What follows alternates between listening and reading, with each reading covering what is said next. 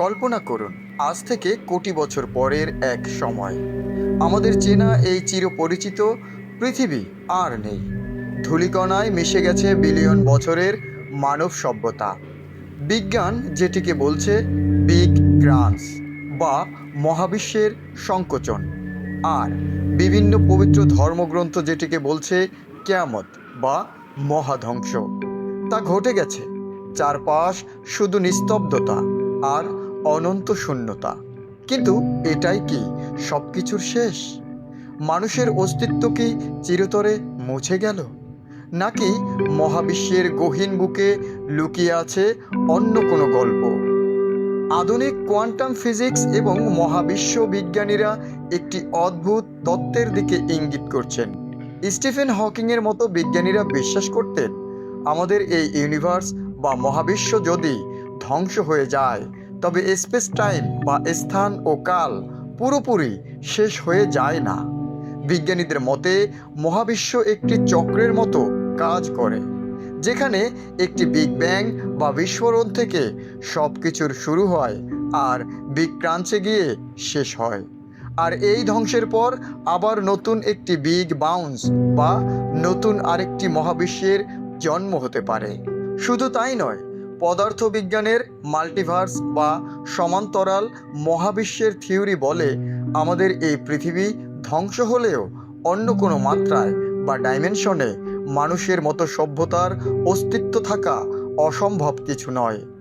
বিজ্ঞান আজ যে সমান্তরাল মহাবিশ্ব কিংবা ধ্বংসের পর নতুন সৃষ্টির কথা ভাবছে, পৃথিবীর পবিত্র গ্রন্থগুলো হাজার হাজার বছর আগেই সেই রহস্যের পর্দা উন্মোচন করে রেখেছে।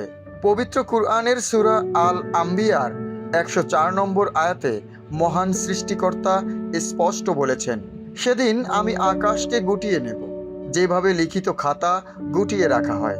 যেভাবে আমি প্রথমবার সৃষ্টি করেছিলাম, সেভাবেই আবার নতুন সৃষ্টি করব। একইভাবে পবিত্র বাইবেলের বুক অফ রেভেলেশনে একটি নতুন স্বর্গ এবং নতুন মর্ত বা নিউ হ্যাভেন অ্যান্ড নিউ আর্থের কথা বলা হয়েছে, যেখানে এই পৃথিবী ধ্বংসের পর এক নতুন যুগের সূচনা হবে। সনাতন ধর্মেও মহাকালের চক্রের সৃষ্টি এবং ধ্বংসের পর আবার নতুন সত্য যুগের শুরুর কথা উল্লেখ আছে। অর্থাৎ সমস্ত ধর্মগ্রন্থ এক বাক্যে স্বীকার করে, এই মহাধ্বংস আসলে কোনো শেষ নয়, বরং এক নতুন আদি বা শুরু। তাহলে চূড়ান্ত সিদ্ধান্ত কি? বিজ্ঞান আর ধর্মগ্রন্থ উভয়ের পথে এক বিন্দুতে এসে মিলেছে।